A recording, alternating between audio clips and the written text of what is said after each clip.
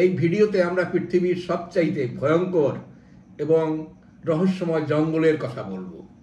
পৃথিবীতে রহস্যময় জঙ্গল কম নেই। ভারতবর্ষের যে আইল্যান্ড বা দ্বীপ রাজ্য আন্দামান এবং নিকোবর, সেই আন্দামান নিকোবরে এখনো সেই প্রিমিটিভ ধরনের লোকজন বসবাস করে, জারোয়া বা সেন্টিনেলিজ। সেখানে তারা এখনো সেই আদিম জীবনযাত্রা থেকে তারা বাইরে এখনো বেরিয়ে আসতে পারেনি এবং তারা নিষ্ঠুর, মানুষকে হত্যা করে। বাইরের পৃথিবীর লোকদেরকে তারা পছন্দ করে না। বিষাক্ত তীরের দ্বারা কেউ যদি তাদের কাছাকাছি পৌঁছায় তাদেরকে তারা মেরে ফেলে। এরপরে আমরা পাই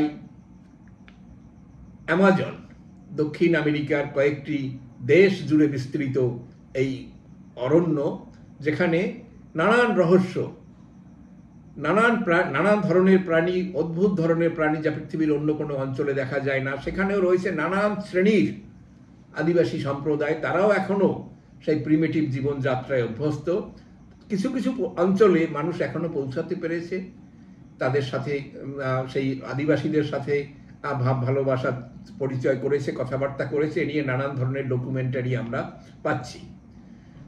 এইসব জঙ্গলের রহস্যময়তা নিয়ে অনেক সিনেমা, অনেক কাহিনী, অনেক বইপত্র লেখা হয়েছে, যা মানুষের কাছে এখনো রহস্য রোমাঞ্চে ভরা বলেই এখনো তাদেরকে সমান আকৃষ্ট করে। কিন্তু এসবের চাইতেও বলা হচ্ছে সবচাইতে ভয়ঙ্কর জঙ্গল, সবচাইতে রহস্যে ঘেরা জঙ্গল হচ্ছে রোমানিয়ার একটা জঙ্গল, হোইও বাকিউ ফরেস্ট। এটা রোমানিয়ার পশ্চিম দিকে অবস্থিত, ক্লুজ কাউন্টিতে অবস্থিত, ট্রান্সিলভানিয়া অঞ্চলে। সেখানে খুব বড় না, বলা হচ্ছে যে 250 হেক্টর তার এলাকা, যার এই ভয়াবহতার জন্য তাকে রোমানিয়ার বারমুডা ট্রায়াঙ্গেলও বলা হয়, আর এটাকে বলা হয় ওয়ার্ল্ডস মোস্ট হন্টেড ফরেস্ট। ফলে একে নিয়েও মানুষের কৌতূহলের শেষ নাই। কারণ কি, কেনই হন্টেড ফরেস্ট বলা হচ্ছে?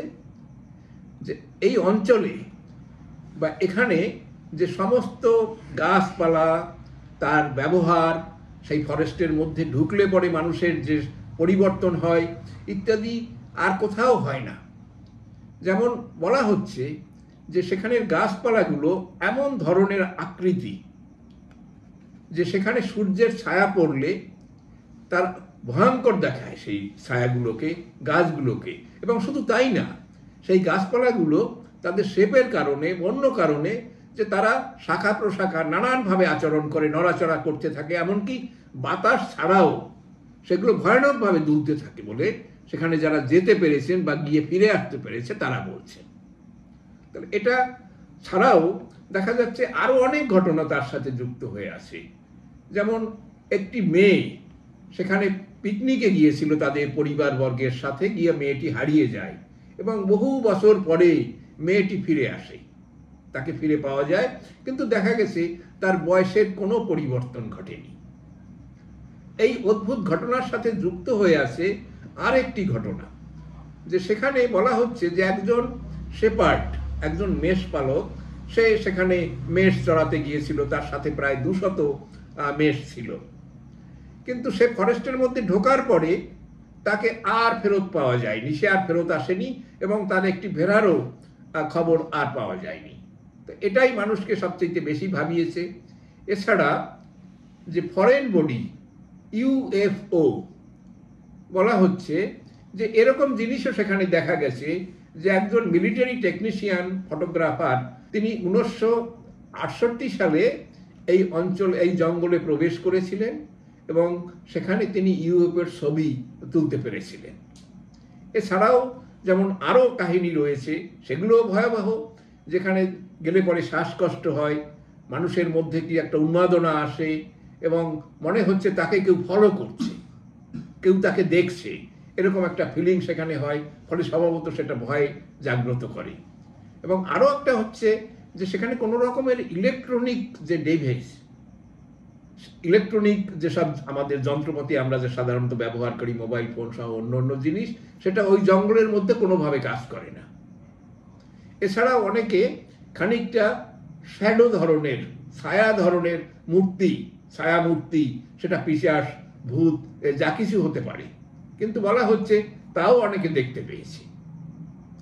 কিন্তু আবার সাধারণ মানুষরা বলছে যে না রে বাবা, এসব কিছুই না, এগুলো মানুষের ভয়ের ব্যাপার, মানুষ ভয় পাচ্ছে বলে এইসব গল্পগুলো তৈরি হচ্ছে, এটা এতটা ভয়ানক নয়, ভূত পিশাচ বলে তো আধুনিক যুগে বলা হচ্ছে, তেমন কিছুই নেই, তাহলে ওখানে কি দেখা যাবে। কিন্তু যাই হোক, তা সত্ত্বেও এটা কিন্তু অনেক টিভি শোতে ghost adventure, ghost destination, expedition জন্য এবং horror movie, horror video game, এখানে নানানভাবে এই ফরেস্টের ব্যাকগ্রাউন্ড ব্যবহার করা হয়েছে, ফরেস্টকে ব্যবহার করা হয়েছে। কাজেই এই ধরনের একটি ফরেস্ট যে অস্তিত্ব আছে, একটি ছোট দেশ, খুব একটা বেশি জায়গা জুড়েও নয়, তাহলে সেখানে কিভাবে আছে এবং এর সম্পর্কে কেন রহস্য ভেদ হচ্ছে না, সেটা একটা বোঝার ব্যাপার।